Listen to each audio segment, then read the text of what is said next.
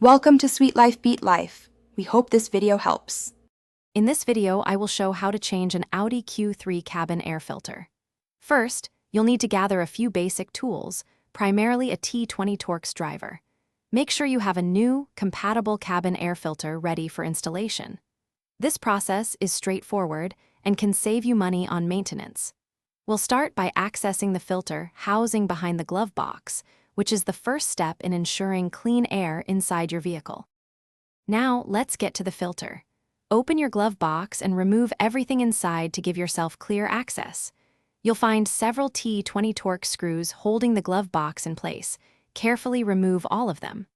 Once the screws are out, gently pull the glove box assembly away from the dashboard.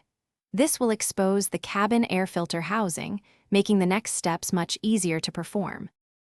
With the glove box removed, you'll see the cabin air filter housing.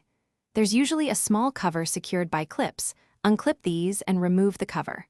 Now, carefully slide out the old filter.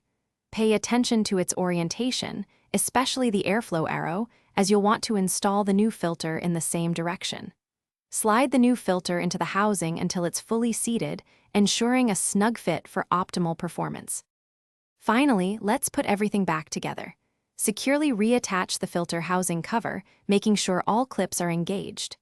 Carefully push the glove box assembly back into its original position on the dashboard. Reinstall all the T20 Torx screws you removed earlier, tightening them just enough to hold the glove box firmly. Close the glove box and you're all done.